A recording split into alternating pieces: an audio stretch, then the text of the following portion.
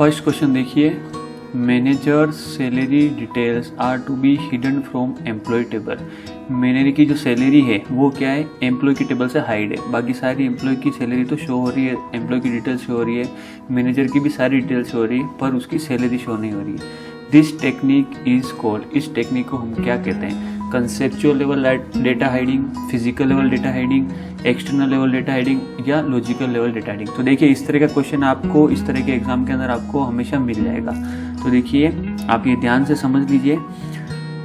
यहाँ मैं लिख लेता हूँ लेवल और यहाँ हो जाएगा आपका स्कीमा। लेवल और स्कीमा दोनों से क्वेश्चन आ जाते हैं। तो फर्स्ट देखिए हमारा क्या है, व्यू लेवल, और यहाँ पे हो जाएगा आपके पास फिजिकल स्कीमा। तो कहने का मतलब क्या है, यहाँ देखिए फिजिकल स्कीमा का मतलब डेटाबेस से संबंधित है। ओके, जो डेटाबेस फिजिकल रूप के अंदर स्टोर होता है उससे संबंधित है।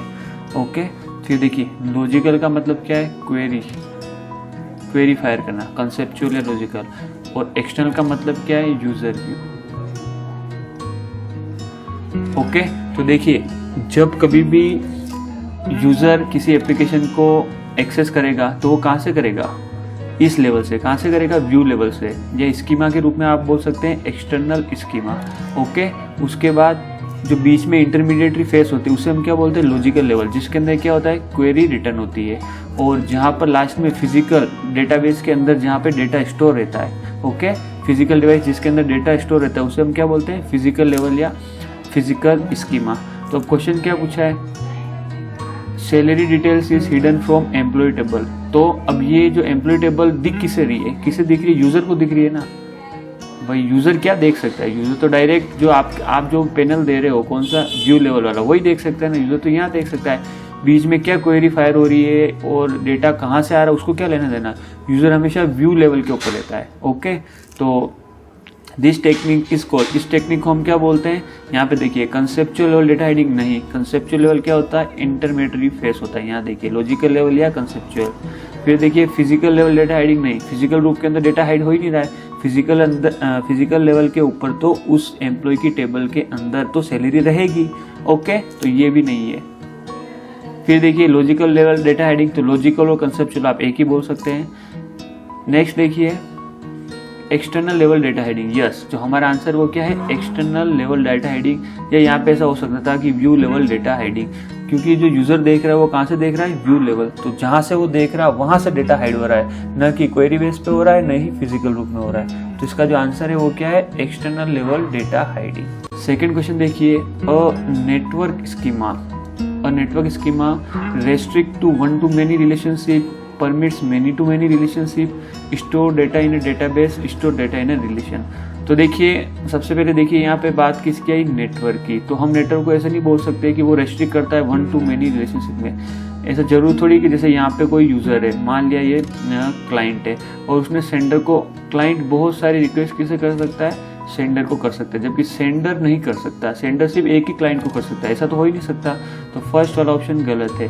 नेक्स्ट वाला देखिए, permit many to many relationship. Yes, देखिए बहुत सारे क्लाइंट बहुत सारे सर्वर को रिक्वेस्ट भेज सकते हैं। ऑब्वियसली बात है, एक क्लाइंट बहुत सारे सर्वर को रिक्वेस्ट भेज सकता है, या एक क्लाइंट सर्वर को बहुत सारी रिक्वेस्ट भेज सकता है, या एक सर्वर एक ही क्लाइंट को बहुत सारी रिक्वेस्ट भेज सकता है, या एक सर्वर बहुत सारे क्लाइंट को रिक्वेस्ट भेज सकता है। तो ये जो रिलेशनशिप है कौन सा होगा, मेनी टू मेनी। ओके, तो जो नेटवर्क स्कीमा है परमिट क्या करता है, many to many relationship. Store data in a database नहीं, ये तो डेटाबेस मैनेजमेंट का काम है। Store data in a relation, no, ये भी काम नहीं इसका। तो मेन जो इसका आंसर है वो क्या है, permit many to many relationship. Okay, third question देखिए, which normal form is considered as adequate for usual database design. तो देखिए 1NF, 2NF, 3NF, 4NF, 5NF और बीच में ले लिए BCNF। तो जो एडुकेट नॉर्मल फॉर्म है जो डेटाबेस को डिजाइन करता है वो क्या है, 3NF। 3NF educate data normal form है। क्यों, क्योंकि ये लॉसलेस रिजल्ट देता है, प्लस इसके अंदर फंक्शन डिपेंडेंसी भी क्या रहती है, प्रिजर्व रहती है। ये चीज़ आपको ध्यान रखनी है। लॉसलेस का मतलब क्या है कि जब भी हम एक टेबल है उसको हम क्या करेंगे, हम क्या करते हैं, नॉर्मलाइजेशन के लिए इसको क्या ब्रेक करते हैं। तो इसको ब्रेक कर दिया। ओके, और फिर इसको क्या करेंगे, जब हम क्लब करेंगे तो इसका मतलब ऐसा नहीं होना चाहिए कि यहाँ पे कोई फ्यूरियस टपल आ जाए। फ्यूरियस टपल का मतलब ज़्यादा टपल नहीं आने चाहिए। जैसे मान लीजिए इसके अंदर 2 टपल है, इसके अंदर 2 टपल है, तो हमारे पास यहाँ पे क्या आना चाहिए, मिनिमम तो 2 टपल आनी चाहिए, मैक्सिमम 4 टपल आनी चाहिए। ओके, ठीक है ना। तो जब हम ऐसा नहीं होना चाहिए कि हमारे पास 5, 6 या इससे ज़्यादा टपल आ रही है, उसको हम क्या बोलते हैं, फ्यूरियस टपल बोलते हैं। ओके, जितना हमारा मूल फाइल के अंदर या ओरिजिनल टेबल के अंदर था उतना ही कंटेंट हमारा इधर वाली साइड भी आना चाहिए। इसे बोलते हैं लॉसलेस। और फंक्शन डिपेंडेंसी का मतलब क्या है, ये वाली टेबल मान लीजिए किसी ए से बी डिराइव फंक्शन पे डिपेंडेंट थी और ये वाली टेबल किसी ए से सी वाले पे डिपेंडेंट थी, तो जब लास्ट में ये वाली टेबल जो डिराइव हुई ना, उसके अंदर भी जो फंक्शन है ना वो क्या होना चाहिए, डिपेंडेंसी प्रिजर्व रहनी चाहिए। ओके, ये केस आप यहाँ भी ले सकते हैं ओरिजिनल टेबल के अंदर। ओके, तो फंक्शन क्या होता है, फंक्शन डिपेंडेंसी प्रिजर्व रहनी चाहिए। तो ये इसका मेन रीज़न है क्योंकि हम 3NF के अंदर इसको कंसिडर करते हैं। 4NF 5NF के अंदर रिडंडेंसी रहती है, रिडंडेंसी 3NF के अंदर भी रहती है ज़्यादा 4NF और 5NF के कंपेयर में, पर मेन जो कारण इसका क्या है, function dependency. Okay, 4th question देखिए, which of the following address is use to deliver message to correct application program running on a host. तो ये कह रहा है कोई होस्ट दिया हुआ है। ओके, मान लिया यहाँ पे, मान लिया ये 2 दिए हुए। ओके, और यहाँ से कोई डेटा भेजना है इसको यहाँ पर। ओके, और यहाँ पे कोई एप्लीकेशन चल रही है, मान लिया एप्लीकेशन चल रही है, यहाँ पे ब्राउज़र चल रहा है। ओके, और ब्राउज़र के अंदर कोई वेबसाइट खोल रखी है। तो देखिए, होस्ट टू होस्ट डिलीवरी करने के लिए कौन क्या काम आता है बताएं मेरे को, IP। अगर आपको होस्ट टू होस्ट डिलीवरी करनी है तो आपको IP की जरूरत पड़ेगी। भाई कौन से नेटवर्क के अंदर पैकेट भेजना है, कौन से कंप्यूटर के भेजना है, इसके लिए आपको किसकी जरूरत पड़ेगी, IP की पड़ेगी। ओके, और अगर आपको पर्टिकुलर एप्लीकेशन के पास अगर डेटा भेजना है, किसी एप्लीकेशन के पास डेटा भेजना है, तो इसके लिए आपको किसकी आवश्यकता पड़ेगी, पोर्ट की। किसकी पड़ेगी, पोर्ट की। और पोर्ट कौन सी लेयर के ऊपर रन करता है, ट्रांसपोर्ट लेयर। IP कौन सी लेयर पर रन करता है, नेटवर्क लेयर। तो ये सारी चीज़ें कंप्यूटर जो प्लेलिस्ट है उसके अंदर आप देख सकते हैं। फिर देखिए, in classful addressing the IP address 190.255.254.250 belongs to. तो आपको IP एड्रेस की रेंज पता होनी चाहिए।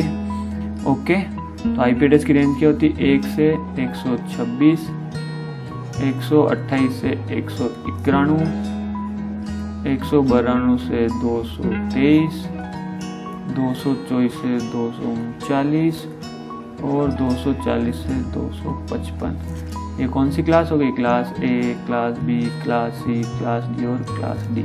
और इनका आपको डिफ़ॉल्ट IP एड्रेस भी पता होना चाहिए। इसका होता है 255.0.0.0, इसका होता है 255.255.0.0, इसका होता है 255.255.255.0।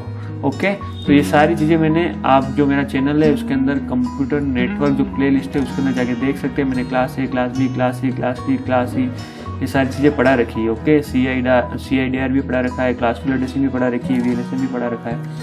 तो इसका जो आंसर है वो क्या हो जाएगा, B हो जाएगा। 6 देखिए, in IPv4 header the dash field is needed to allow the destination host to determine which datagram a newly arrive fragment belongs to. कहने का मतलब क्या है, मान लीजिए ये कोई राउटर है। ओके, और यहाँ से ये कोई डेटा भेज रहा है इस वाले राउटर को, और ये वाला जो राउटर है किसी और नेटवर्क के अंदर है और ये वाला किसी और नेटवर्क के अंदर है। इस जो नेटवर्क है इसकी MTU मैक्सिमल ट्रांसमिट यूनिट की साइज़ क्या है, मान लिया 5 MB। और ये जो राउटर पैकेट भेज रहा है, ये जो राउटर ये पैकेट भेज रहा है, इसकी साइज़ कितनी है हमारे पास देख लीजिए, 5 MB। अब ये जो नेटवर्क है वो मैक्सिमम पैकेट की साइज़ अलाउ करता है 5 MB, जबकि हमारे पास जो पैकेट है इस राउटर के पास, ओके, वो क्या करता है 15 MB के पास का पैकेट। ये क्या करेगा, इसकी साइज़ देके इस पैकेट को क्या करेगा, फ्रेगमेंट कर देगा। फ्रेगमेंट करेगा मतलब तोड़ देगा, किसमें, 5-5 MB के अंदर। ओके, ठीक है ना। तो A का पैकेट है, उसने 5-5 MB के तोड़ दिए। मान लीजिए इसमें इसके नंबर दीजिए 1, 2, 3। ओके, अब देखिए जब ये पैकेट यहाँ पर जाएगा तो इसको पता चल जाएगा ये किसका, A का। अब मान लीजिए नेटवर्क के अंदर A की पैकेट थोड़ी है, यहाँ पे बहुत सारे पैकेट है, यहाँ पे B का भी है, यहाँ पे सी भी है, यहाँ पे और भी पैकेट्स है, डी है, और भी पैकेट्स है, ई है, ये सारे हो सकते हैं इनकी साइज़ मैच नहीं करे तो ये भी अपने डाटा को तोड़ेंगे, ये भी अपने जो डेटाग्राम उसको तोड़ेंगे, ये भी अपने पैकेट को तोड़ेंगे, ये भी उनकी नंबरिंग देंगे, इसने दे दिया 1 2 3, ये भी देगा 1 2 3, ये भी देगा 1 2 3, ये भी 1 2 3, इस तरीके से। ओके, तो ये जो राउटर है, ये जो नेटवर्क है, और मान लीजिए जो रिसीवर है यहाँ पे लास्ट के पास आ रहा है, जहाँ पे क्या हो रहा है, डेटा पूरा वापस रीअसेंबल हो रहा है। क्या हो रहा है? रीअसेंबल हो रहा है। ओके, इसको कैसे पता चलेगा कि कौन सा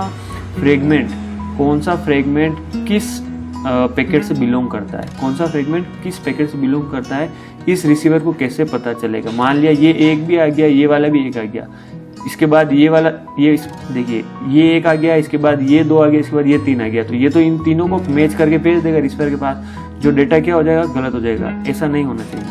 तो इसको आइडेंटिफाई करने के लिए कि भाई ये वाला पैकेट इस पैकेट से बिलोंग, इसके लिए क्या होता है, इनके पास आइडेंटिफिकेशन दिया जाता है।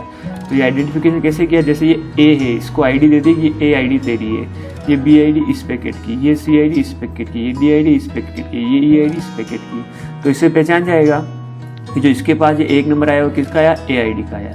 तो जो आइडेंटिफिकेशन होता है वो किससे होता है, आइडेंटिफिकेशन से। ओके, आइडेंटिफिकेशन फील्ड से। तो in IPv4 header the identification field is needed to allow the destination host to determine which datagram और receiver arrived fragment belongs to. जो डेस्टिनेशन होस्ट बोल दो या रिसीवर बोलो, ये कैसे करेगा आइडेंटिफाई, आइडेंटिफिकेशन फील्ड से। फ्रेगमेंट ऑफसेट आपको बताएगा कि कितने number of bit ahead of me, number of fragment ahead of me, ये बताएगा कि मेरे से कितने फ्रेगमेंट आते हैं, आगे है। फ्रेगमेंट मतलब ये क्या हो गए, फ्रेगमेंट हो गया। ओके, तो मेरे से कितने आगे ये बताएगा। टाइम टू लीव बताएगा कि जैसे कोई पैकेट भेजा है, ये पैकेट यहाँ से गया, यहाँ से गया, यहाँ से गया, यहाँ से गया, और इसका TTL सेट कर दिया 3, तो जैसे यहाँ जाएगा इसका हो जाएगा 2, जैसे जाएगा 1 हो जाएगा, मतलब ये लास्ट तक पहुँच नहीं पाएगा। इसका रीज़न क्या है कि पैकेट कहीं इनफाइनाइट लूप के अंदर फॉल नहीं हो जाए। मान लिया राउटर और ये पैकेट यही घूम रहा, तो क्या करेगा, अनावश्यक इस नेटवर्क के अंदर कंजेशन पैदा कर देगा। तो ऑब्वियसली बात है, दूसरे जो पैकेट्स आएंगे उनके लिए तो प्रॉब्लम आएगी भाई। रोड के ऊपर बहुत ज़्यादा ट्रैफिक है, तो दूसरी कारों को निकलने, बाइक को निकलने के लिए प्रॉब्लम तो होगी ना। ओके, तो इसलिए हम TTL फील्ड सेट करते हैं। हेडर चेकसम का काम क्या करता है, एरर चेक करता है। ओके, तो इसका आंसर है ए। 7th क्वेश्चन देखिए, the value of post fix expression. तो इस पोस्ट फिक्स एक्सप्रेशन की हमें वैल्यू बतानी है। तो सबसे पहले हमें क्या करना पड़ेगा, इस पोस्ट फिक्स एक्सप्रेशन को इन फिक्स एक्सप्रेशन के अंदर कन्वर्ट करना पड़ेगा। तो देखिए, पोस्ट फिक्स ऑपरेशन को इन फिक्स में कन्वर्ट करने के लिए हम क्या करते हैं, लेफ्ट टू राइट स्कैन करते हैं। ओके, स्कैन कैसे करते हैं, लेफ्ट टू राइट। और जब भी हमारे कोई ऑपरेटर इनकाउंटर होता है, जब भी हमें कोई ऑपरेटर मिलेगा, तो ऑपरेटर से पहले वाली 2 डिजिट को हम लेके और उनके बीच में उस ऑपरेटर को पुट कर देते हैं। ओके, पहले वाली 2 डिजिट है उस ऑपरेटर से पहले लेके उस ऑपरेटर के बीच में पुट कर देते हैं। तो देखिए कैसे करेंगे हम, लेफ्ट टू राइट स्कैन करना है, और जब तक ऑपरेटर नहीं आता तब तक चलते जाना। तो लेफ्ट टू राइट स्कैन कर रहा हूँ मैं, तो 8 3 4, अभी तक कुछ भी नहीं करना है। अब देखिए फर्स्ट ऑपरेटर आ गया, कौन सा आ गया, प्लस। प्लस का एक ऑपरेटर, तो इससे पहले 2 डिजिट कौन सी है, 4 और 3, तो इन दोनों के बीच में क्या रखना है, इस प्लस को पुट कर देना है। तो देखिए मैं पुट कर रहा हूँ, 8 एज इट इज लिख रहा हूँ, 3 + 4, और यहाँ पे ब्रैकेट लगा देना है। ठीक है, और अब ये पूरा का पूरा एक्सप्रेशन एज इट इज यहाँ जाएगा। तो मैं यही चल रहा हूँ, है ना। फिर देखिए प्लस के बाद कौन सा ऑपरेटर आया, यहाँ पे वापस ऑपरेटर आया, वो क्या है, माइनस। तो माइनस से पहले 2 डिजिट कौन सी है, अब देखिए इस माइनस से पहले 2 डिजिट कौन सी है, एक तो ये, अब ये पूरी एक यूनिट है ना, इसको आप पूरी एक यूनिट मान लीजिए, पूरी डिजिट मान लीजिए, तो इसको यूनिट बोल रहा हूँ। तो एक तो ये यूनिट हो गई और एक ये डिजिट हो गई, तो इन दोनों के बीच में क्या आ जाएगा, माइनस आ जाएगा। तो इसको मैं कैसे लिख रहा हूँ, 8 - 3 + 4, और दोनों का डाल रहा हूँ ब्रैकेट के अंदर। ओके, अब चलिए 3 आए तो कुछ भी नहीं करना है, नंबर आए और डिजिट आए तो हमें कुछ भी नहीं करना है। 3 8 2, और अब देखिए यहाँ पे क्या, एक ऑपरेटर आ गया डिवाइड वाला। तो अब क्या करना है, इससे पहले कौन कौन से डिजिट है बताया आप मेरे को, 8 और 2, तो इन दोनों के बीच में ये आ जाएगा। तो 8 और 2 को मैं ये लिख रहा हूँ, है ना, 8/2, और इससे पहले क्या है, इन दोनों को ब्रैकेट कर रहा हूँ, और इससे पहले क्या 3, तो मैं 8 लिख रहा हूँ। नेक्स्ट चलिए अब क्या है, प्लस। तो प्लस से पहले कौन कौन से डिजिट है, तो एक तो ये है 8/2, पूरी यूनिट हो गई, और क्या है 3, तो प्लस कहाँ आ जाएगा, 3 और इन दोनों के बीच में, तो मैं यहाँ पे लगा रहा हूँ ये प्लस। ओके, नेक्स्ट चलिए, प्लस के बाद अब देखिए ऑपरेटर कौन सा, स्टार। तो स्टार से पहले कौन कौन सी यूनिट है, तो देखिए ये यूनिट हमने सोल्व कर ली डिजिट, तो अभी एक ये पूरी डिजिट हो गई ये वाली, और दूसरी डिजिट कौन सी, ये वाली। तो मैंने क्या बोला, ऑपरेटर से पहले आपको 2 डिजिट देखनी है और उनके बीच में उस ऑपरेटर को प्लेस करना है। स्टार का आ जाएगा इन दोनों के बीच में। नेक्स्ट चलिए, क्या है आपके पास 2, तो देखिए इसके बाद 2 को कुछ भी नहीं करना है। अब देखिए एक्सप्रेशन कैसा है, मैं यहाँ लिख रहा हूँ है ना। अब एक्सप्रेशन किस तरीके से चेंज हो गया ये आप देख लीजिए, ये 2 यहाँ आ जाएगा। देखिए स्टार तक तो हमने सोल्व कर लिया, उसको यहाँ लिख लिया है। अभी यहाँ लिख रहा हूँ मैं 2 एक्सपोनेंशियल 3 प्लस, ओके, ये एक्सप्रेशन बचा है। तो यहाँ तक सोल्व कर लिया। अब इसके बाद क्या है 2 को हमें कुछ नहीं करना है। फिर देखिए एक्सप्रेशन कौन सा है, एक्सपोनेंशियल। तो एक्सपोनेंशियल किसके बीच में होगा, इससे पहले जो 2 डिजिट है, डिजिट कौन सी देखो, एक तो 2 है और एक ये पूरी डिजिट है, इन दोनों के बीच में क्या हो जाएगा, ये एक्सपोनेंशियल पुट हो जाएगा। तो ठीक है, तो इस पूरी को मैं x लिख रहा हूँ एक बार के लिए ना। तो क्या आ जाएगा, x एक्सपोनेंशियल 2, और इन दोनों को किससे बंद करना हमें, ब्रैकेट से, ओके। फिर देखिए नेक्स्ट क्या है 3 को कुछ नहीं करना है। नेक्स्ट देखिए प्लस, तो अब प्लस से पहले डिजिट कौन सी है, एक तो 3 है और एक ये है, तो इन दोनों के बीच में क्या आ जाएगा, प्लस। तो यहाँ लिख लिया मैंने प्लस, और ये आ गया हमारे पास 3, ओके। तो अब x की वैल्यू रख दीजिए, तो x की वैल्यू मैं रख रहा हूँ, ये क्या हो जाएगा 8 - 3 + 4, और इसका ब्रैकेट स्टार 3 + 8 / 2, और इसका ब्रैकेट बंद, और ये पूरे का वापस ब्रैकेट। ये क्या हो जाएगा एक्सपोनेंशियल, और ये क्या आ गया 2 वापस ब्रैकेट, और ये क्या आ गया +3। तो बस इसको आपको सोल्व करना है। 3 + 4 7, 8 - 7 कितना होता है 1 स्टार, 8/2 4, और 4 + 3 7। यहाँ पे एक्सपोनेंशियल 2 और ये ब्रैकेट और +3। तो 7 स्टार एक क्या होता है 7, तो 7 की पावर 2 कितना होता है, ये क्या है देखिए 7 की घात 2 है ना, इसका अर्थ क्या होता है घात। तो 7 की घात 2 हो गया, क्या हो गया यहाँ +3, 7 की घात 49 + 3 क्या हो गया 52। तो इसका आंसर निकल के क्या आ गया 52, इसका करेक्ट आंसर आ चुका है। तो बहुत सिंपल है, ये एक्सप्रेशन दिया होगा आपको, पोस्ट फिक्स से इनफिक्स कन्वर्ट करना आना चाहिए। सबसे पहले आपको लेफ्ट टू राइट स्कैन करना है, जब भी ऑपरेटर मिलेगा तो उससे पहले वाली 2 डिजिट देखनी है और उसके बीच में उस ऑपरेटर को प्लेस करना है, ओके। क्योंकि इनफिक्स के अंदर जो ऑपरेटर क्या होता है 2 डिजिट के बीच में होता है। तो आंसर हो गया 52। 8th क्वेश्चन देखिए, how many different Boolean function of degree 4 are there. तो इसके लिए जो एक फॉर्मूला होता है वो क्या होता है 2 की पावर n। तो यहाँ पे आपको n की वैल्यू रखनी है। तो देखिए यहाँ पे बूलियन फंक्शन दिया हुआ है ना, तो डिग्री क्या दी, n की वैल्यू क्या दी हुई, फिर 4। तो यहाँ वैल्यू पुट कर दीजिए 2 की पावर 4, जो क्या हो जाएगा 2 की पावर 16। तो आंसर निकल के क्या आ गया 2 की पावर 16। 9 देखिए, which one of the following is decimal value of the signed binary number. तो इसकी आपको डेसिमल वैल्यू निकालनी है, और वो क्या दिया हुआ है 2's कॉम्प्लीमेंट के अंदर। तो जब भी 2's कॉम्प्लीमेंट के अंदर दिया हुआ है तो आपको करने का तरीका देख लीजिए। मैं इसको लिख रहा हूँ 1 1 0 1 0 1 0। इनका जो वेट है वो लिख लीजिए, इसका वेट कितना है 1, इसका 2, इसका 4, इसका 8, इसका 16, इसका 32 और इसका 64। ठीक है, तो इसका वेट लिख लिया मैंने, 0 का 1 का जिस नंबर पे आएगा 2 उसका हिसाब से इसका वेट है।